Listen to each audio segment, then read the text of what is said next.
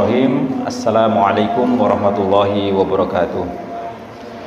Innal hamdalillah nahmaduhu wa nasta'inuhu wa nastaghfiruhu wa na'udzu billahi min syururi anfusina wa min sayyiati a'malina. May yahdihillahu fala mudilla lahu wa may yudlilhu fala hadiyalah. Asyhadu an la ilaha illallah wa asyhadu anna Muhammadan 'abduhu wa rasuluhu wa la nabiyya ba'dah. Allahumma shalli ala sayyidina Muhammad wa ala ali sayyidina Muhammad kama shallaita ala sayyidina Ibrahim wa ala ali sayyidina Ibrahim fil alamin innaka Hamidum Majid. Bapak dan Ibu jamaah salat Isya dan salat tarawih yang berbahagia, alhamdulillah kita panjatkan rasa syukur kepada Allah karena pada hari ini atau malam ini kita sudah menyelesaikan puasa Ramadan kita yang ke-22. Alhamdulillah kita ucapkan karena Allah masih memberi kita kesempatan untuk melaksanakan ibadah yang mulia ini. Dan insya Allah kita berharap kita dapat menyelesaikan 8 hari berikutnya di bulan Ramadan ini dan kemudian menutupnya dengan zakat fitrah dan Idul Fitri nanti di tanggal 1 Syawal. Salawat dan salam kita sampaikan kepada Nabi kita yang telah mendapatkan karunia di bulan Ramadan ini berupa Al-Quranul Karim, satu firman Allah yang luar biasa agungnya, sehingga setelah lebih dari 1400 tahun kita masih bisa, alhamdulillah kita masih bisa meraup kenikmatan dari membaca dan melaksanakan Al-Quran itu. Hari ini kita memasuki hari ke-23, artinya kita sudah berada di 10 hari terakhir bulan Ramadan.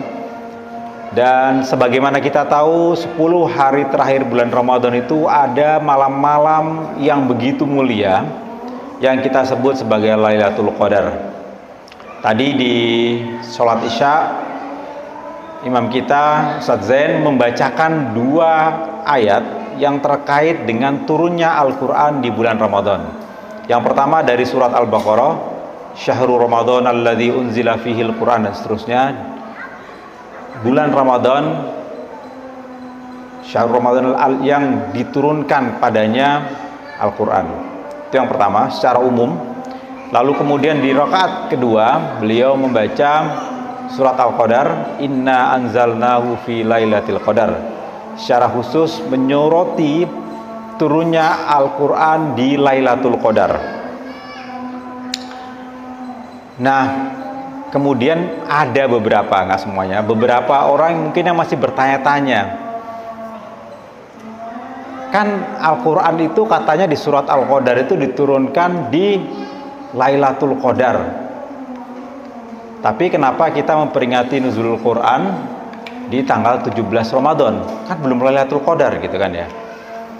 Bahkan saya beberapa hari yang lalu melihat video di media sosial seorang ustadz yang anehnya justru meragukan turunnya Al-Quran di tanggal 17 Ramadan dengan dalih bahwasanya kan turunnya Lailatul Qadar. Jadi di bulan tanggal 17 Ramadan belum Lailatul Qadar. Jadi nggak mungkin turunnya di tanggal situ. Padahal kalau kita membaca kitab-kitab tafsir, kita membaca buku-buku tentang Al-Qur'an, sudah sangat jelas di situ perbedaan antara keduanya. Jadi Al-Qur'an itu diturunkan dalam 2 tahap. 2 kali diturunkan. Tahap pertama itu adalah turunnya Al-Quran dari Lauh Mahfuz ke langit dunia, dan itu diturunkan di Lailatul Qadar, di salah satu hari atau salah satu malam di 10 hari terakhir di bulan Ramadan. Nah, Lauh Mahfuz itu apa? Lauh Mahfuz itu adalah, kalau bahasanya orang modern, kalau bahasanya orang dulu itu lauh itu sabak ya, tablet, kalau terjemahan bahasa Inggris itu tablet. Mahfuz itu yang dijaga. Tapi kalau terjemahan orang sekarang lebih gampang, kita mengartikannya sebagai server. server utama yang terlindungi. Jadi itu pusat datanya Allah. Segala sesuatu itu, catatan-catatan itu Allah simpan di Lauh Mahfuz, termasuk Al-Quran. Nah, kemudian diturunkan di langit dunia itu, mungkin kalau sekarang istilahnya cloud lah gitu ya. Jadi ditaruh sementara di situ gitu. Nah, dari langit dunia itu kemudian diturunkan satu persatu sekelompok ayat atau satu surat kadang-kadang gitu kan ya, kalau suratnya pendek, atau beberapa ayat kalau suratnya panjang, itu diturunkan sesuai dengan momentumnya. Dan yang pertama kali turun adalah di tanggal 17 Ramadan itu, dari langit dunia ke Nabi Muhammad SAW. Nah, ini ada hikmahnya. Jadi Allah tidak ingin menurunkan Al-Quran ini sekaligus semuanya kepada kita. Kenapa? Karena memang berat. Kalau diturunkan sekaligus itu berat sekali. Bahkan Nabi saja untuk mendapatkan ayat pertama itu dipersiapkannya lebih dari 40 tahun. Jadi kita tahu Nabi Muhammad SAW itu ketemu Jibril itu di usianya yang ke-40.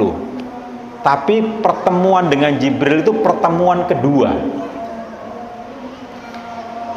Jadi pertemuan dengan Jibril di Gua Hiro ketika mendapatkan 5 ayat pertama dari surat Al-Alaq itu adalah pertemuan kedua. Pertemuan pertama kapan? Pertemuan pertama itu jauh sebelum itu, 30 tahun lebih sebelum Nabi ada di Gua Hiro, yaitu ketika Nabi masih kecil. Kita itu Jibril datang ketika Nabi masih main dengan teman-temannya, mungkin kayak seperti anak-anak di Masjid Puri Bali ini ya, lagi main-main bareng-bareng gitu. Tiba-tiba Jibril datang, lalu kemudian Jibril membelah dada Nabi Muhammad SAW.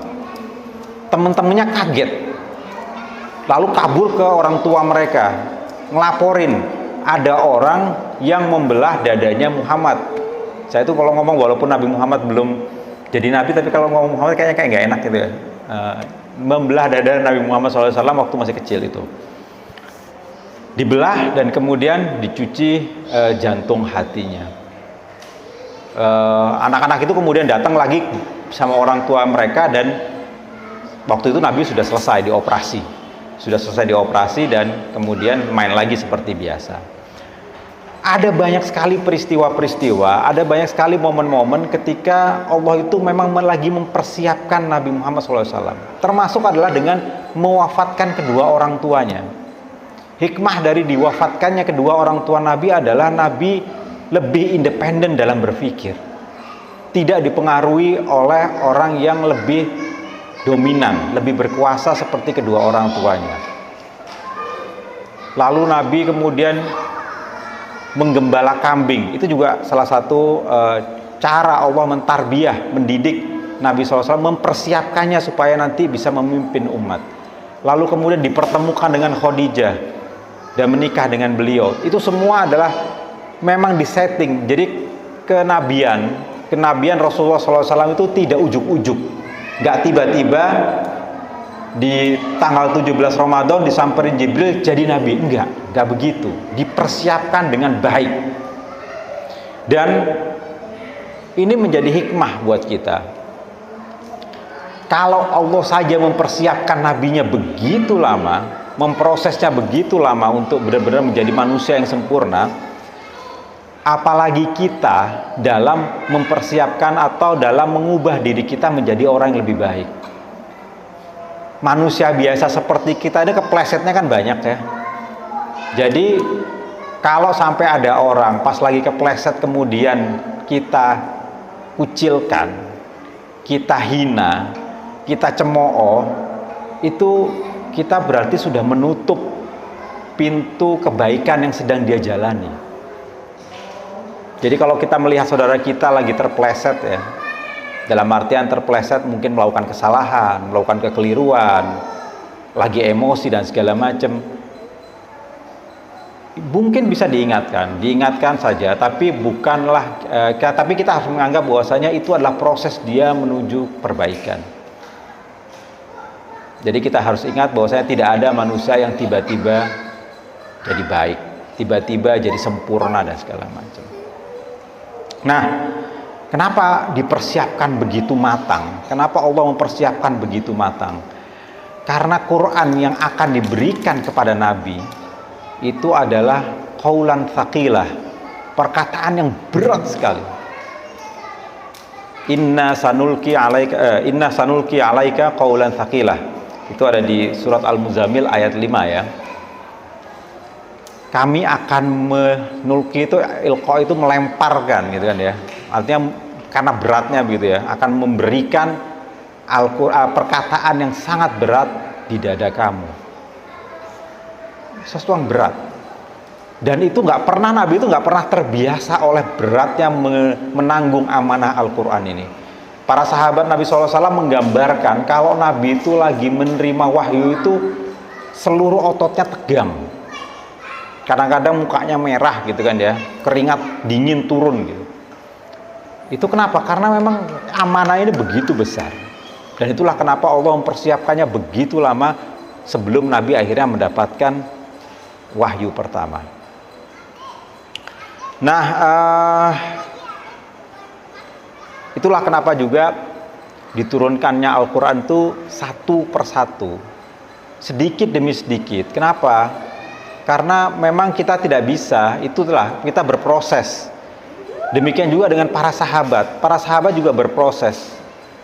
Sayyidah Aisyah radhiyallahu anha mengatakan kalau seandainya ayat yang pertama turun itu adalah jangan mabuk, jangan berzina, maka nggak ada orang masuk Islam. Kata beliau begitu. Artinya apa? Yang dikuatin dulu bukan itu, yang dikuatin dulu ya hal yang lain-lain gitu. Pelan-pelan satu persatu. Turunnya ayat untuk pelarangan khamr saja itu kan berlapis-lapis. Diawali dengan mengatakan bahwasanya khamr itu sesuatu yang buruk. Atau sebelumnya adalah jangan mendekati sholat dan kamu wa antum sukaro, dan kamu lagi dalam keadaan tipsi.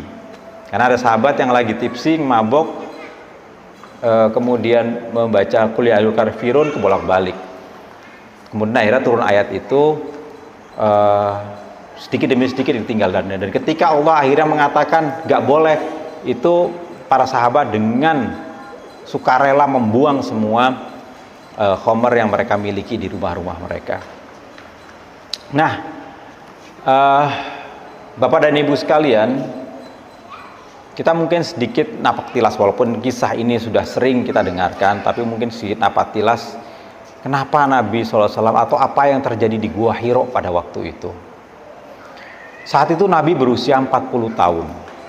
Dan kita tahu Nabi dari awal, dari kecil, remaja sampai dewasa, Nabi itu adalah orang yang secara fitrah terjaga. Hatinya itu udah bersih dari dulu.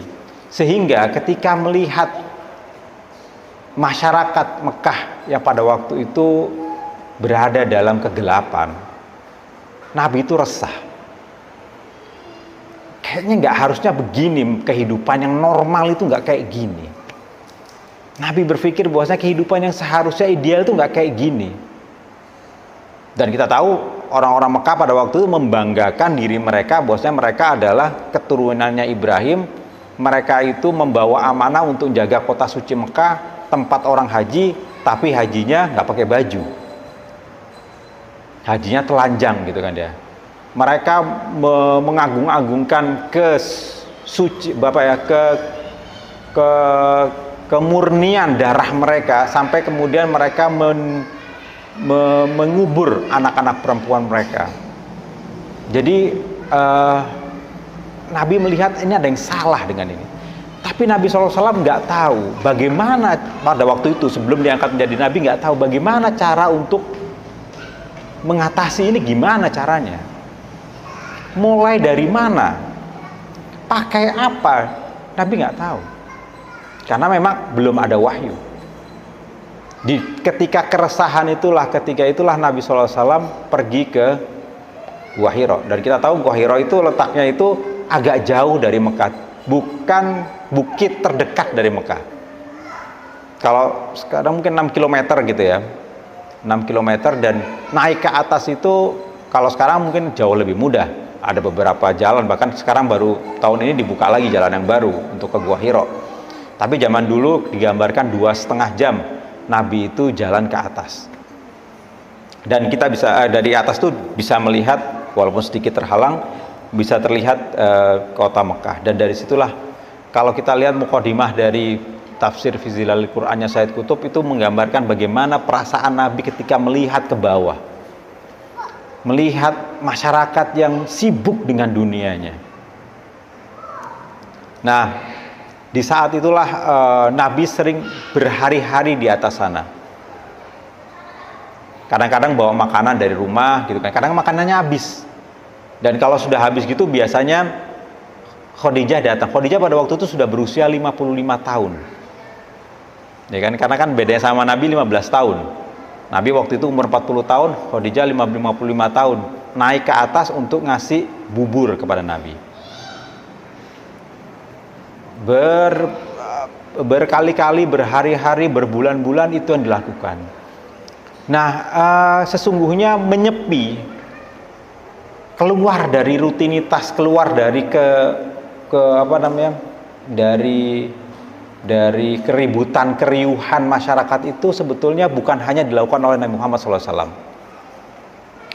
Sebelumnya nabi-nabi dan orang-orang soleh juga melakukan hal yang sama. Nabi Musa alaihissalam melakukannya di Gunung Sinai 40 hari, ya kan, menyepi dari kaumnya yang ribut mulu gitu kan ya. Atau sebelumnya ketika baru pertama kali diangkat menjadi nabi juga beliau juga pergi ke atas bukit. Nabi Ibrahim melakukan hal yang sama juga, pergi ke beberapa bukit untuk mencari ketenangan dan mencari, kalau orang sekarang bilang bukan wangsit sebetulnya, tapi mencari kontemplasi, untuk mencari sesuatu yang di luar dari keriuhan yang ada. Demikian juga dilakukan oleh Nabi Zakaria. Beliau berpuasa selama 3 hari tanpa ngomong.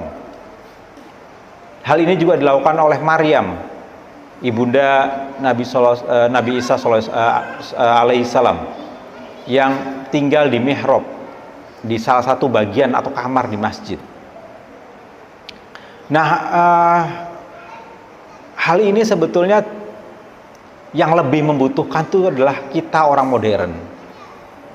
Kita yang hidup di zaman modern ini sangat membutuhkan Gua Hiro, membutuhkan tempat untuk nyepi, membutuhkan tempat untuk sejenak keluar dari keriuhan yang ada di sekitar kita, dan terutama dari keriuhan digital. Tidak terasa, ya kan, kita buka WhatsApp, kita buka media sosial dan segala macam, ada hal-hal yang positif memang, tapi juga ada hal-hal yang negatif yang kemudian berdiam di diri kita sedikit demi sedikit demi sedikit. Kalau itu nggak didetoks, ya kan, kalau sekarang kan kalau kita ada racun gitu mesti detoks. Nah, itu juga racun-racun mental itu mesti didetoks. Cara detoksnya gimana?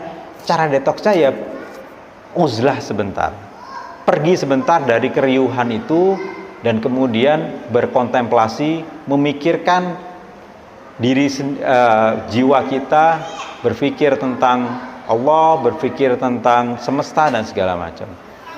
Dan itulah yang bisa mungkin sejenak, walaupun gak harus dilakukan setiap hari, tapi mungkin sesekali kita perlu melakukannya. Dan Allah menyediakan i'tikaf sebagai sarana untuk itu. I'tikaf adalah sarana untuk menyepi. Sesungguhnya aslinya begitu, sarana untuk menyepi dari keriuhan dan kemudian memikirkan kembali apa tujuan hidup kita dan segala macam. Dan Nabi SAW pernah menunda i'tikaf. Jadi mestinya kan i'tikaf itu 10 hari di bulan Ramadan. Pernah ditunda sampai ke bulan Syawal. Gara-garanya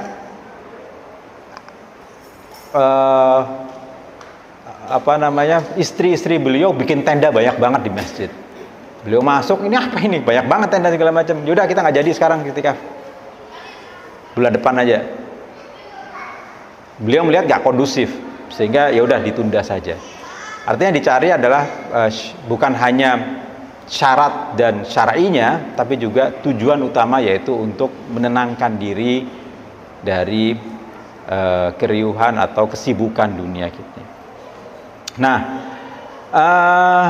menyendiri itu penting. Saya pernah mencoba untuk selama seminggu melakukan puasa Nabi Zakaria, nggak ngomong sama sekali, tidak menerima. Jadi HP saya matikan, saya titipin orang, ya udah, yang saya lakukan hanya nggak ngapa-ngapain, bener-bener ya. Tentu cuti kerja dulu ya, kalau bos kita nggak ngasih ya nggak mungkin. Tapi kalau misalnya kita cuti kerja, kita izin sama keluarga kita, saya mau melakukan ini, dan itu luar biasa detoksnya, luar biasa dalam artian ketenangan yang kita dapatkan. Memang nanti ketika balik lagi ya ribet lagi, tapi nggak apa-apa, paling nggak kita udah detoks, di dalam kita nggak numpuk lagi, tumpukan itu sudah sedikit kita sisihkan. Sebetulnya nggak kebayang bagaimana kita nggak megang HP selama seminggu, itu nggak kebayang ya, karena kan lagi sholat aja, begitu selesai sholat langsung buka HP gitu kan ya. Nah itu seminggu itu luar biasa. Kalau nggak bisa seminggu ya mungkin 2 hari, 1 hari, dicoba kita keluar dari rutinitas ini. Zikir boleh gitu kan ya, tapi nggak usah baca buku, nggak usah buka televisi, nggak usah apa, fokus saja pada kontemplasi atau berzikir dan lain sebagainya. Nah, wahyu pertama kita tahu turun adalah 5 ayat pertama di surat Al-Alaq. Saya nggak mau membahas semuanya. Mungkin ada beberapa kata yang kita menjadikan highlight, yang kita stabilo. Yang pertama adalah kata Iqra. Iqra diterjemahkan oleh sebagian besar kita, dan itu memang yang betul, adalah bacalah. Tapi ada yang menarik dari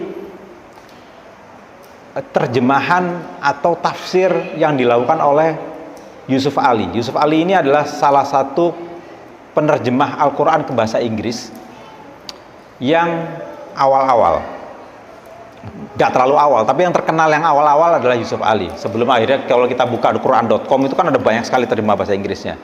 Nah tapi salah satunya adalah Yusuf Ali. Yang menarik adalah ketika dia menerjemahkan Iqra, itu bukan bacalah. Jadi ada makna kedua dari Iqra, yaitu bacakanlah. Bacakanlah Al-Quran kepada orang lain. Proklamirkanlah kebaikan ini, datangnya agama yang baik ini kepada orang lain. Bacakanlah kabar gembira ini kepada seluruh umat manusia. Bacakanlah ayat-ayat ini. Jadi ada kewajiban, bukan hanya membaca, tapi bacakanlah. Dan saya rasa ini yang menjadi tugas kenapa adanya MMC ini adalah dalam rangka membacakan kebenaran, membacakan ayat-ayat Al-Quran kepada khalayak yang lebih luas. Ini menarik, walaupun bukan tafsiran yang utama, tafsiran kedua ya, maksudnya layer keduanya, tapi ini sangat menarik untuk menafsirkan Al-Quran, menafsirkan Iqra menjadi bacakanlah. Yang kedua adalah kata Iqra bismi rabbikal ladzi khalaq. Bacalah dengan nama Tuhanmu yang menciptakan. Kenapa tidak dengan Bismillahirrahmanirrahim saja gitu kan ya? Dengan Tuhanmu yang maha kasih gitu. Tapi kenapa dengan yang maha menciptakan? Karena begini, ini adalah proklamasi dari sebuah agama yang berbeda dengan agama yang diyakini oleh orang-orang Quraisy. Orang-orang Quraisy itu punya Rob banyak, punya Tuhan itu banyak. Sehingga ini mungkin memproklamirkan bahwasanya ayat ini datangnya, Quran ini datangnya bukan dari Tuhan-Tuhan yang kecil-kecil itu, tapi dari Tuhan yang menciptakan. Karena berhala-berhala di Mekah itu semuanya disembah, tapi tidak ada satupun yang bisa menciptakan.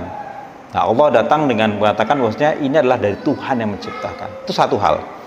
Jadi jika ingin suatu pesan itu diyakini oleh orang yang menerima pesan, maka pertama adalah pembawa pesan itu atau yang memiliki pesan itu harus menghidupkan.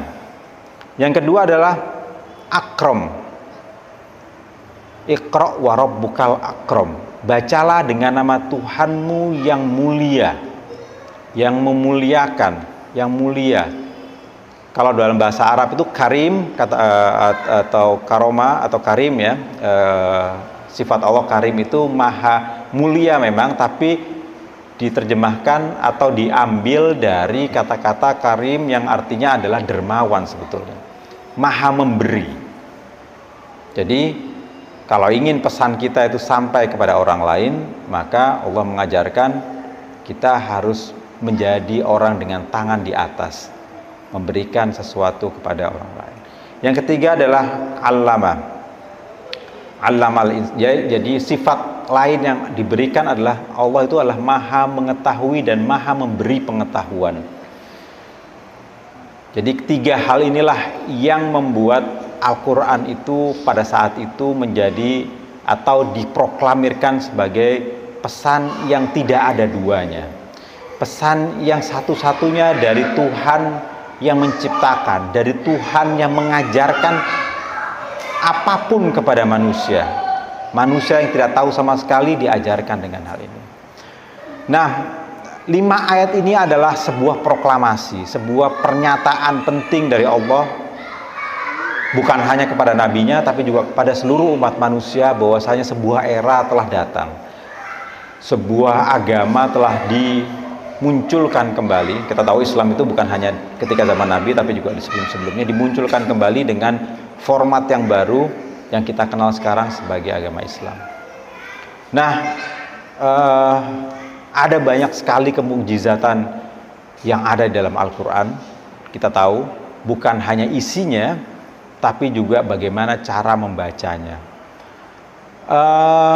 Salah seorang orientalis, pengamat Islam dari Barat, pernah mengamati Al-Quran. Dia seorang perempuan, kemudian mengamati Al-Quran dan dia lihat ini Al-Quran ini kok nggak urut sih gitu kan ya, kok nggak sistematis, nggak kayak buku modern gitu. Habis ngomong soal puasa, tiba-tiba ngomong soal korupsi, tiba-tiba ngomong soal apa gitu kan, nggak ngurut banget, ngacak gitu. Habis ngomong soal perang, tiba-tiba ngomong soal waris dan segala macam. Kenapa kok begitu? Kenapa sih kok nggak diurutin gitu? Bagaimana orang bisa nggak bingung bacanya gitu kan ya? Akhirnya dia meneliti selama bertahun-tahun dan kemudian dia sampai kesimpulan ternyata salah dalam menelitinya, karena saya menelitinya dari terjemahan. Akhirnya kemudian dia mencoba untuk membacanya dari bahasa Arabnya dan dia baru ketemu bahwasanya Al-Quran itu tidak bisa didekati hanya dari substansinya, tapi juga harus didekati dari sisi sastranya, dari bagaimana satu kata dengan kata yang lainnya itu saling berkelindan, membuat nada dan segala macam. Itu harus dilihat dari situ. Harus dilihat dari lagu sebagai lagu juga, bukan hanya itu, sebagai puisi juga. Jadi cara untuk menikmati Al-Quran itu banyak hal, bukan hanya dari isinya, tapi juga dari langgamnya. Oleh karena itu, walaupun kadang-kadang kita lebih baik memang Al-Quran itu bisa dibaca, dimengerti dan diamalkan. Tapi kadang-kadang kita itu hanya bisa membaca dan mengerti. Tapi kadang-kadang hanya membaca saja, ngerti juga enggak gitu kan. Tapi enggak jadi masalah karena kadang-kadang hanya membaca saja kita kadang-kadang sudah hati itu sudah tentram gitu kan ya. Akan lebih baik lagi kalau sampai ke 3 fase itu. Nah, inilah yang mungkin di bulan Ramadan ini kita akan tingkatkan, perlu perbanyak, bukan hanya menambah bacaan, tapi juga bagaimana kita mencoba untuk mendalami maknanya dan kemudian mengamalkannya. Semoga hari-hari berikutnya di bulan Ramadan, di malam-malam Ramadan ini kita mendapatkan dan merasakan mukjizat Al-Quran dengan lebih baik lagi. Demikian apa yang ingin saya sampaikan. Wabillahi taufiq wal hidayah. Wassalamualaikum warahmatullahi wabarakatuh.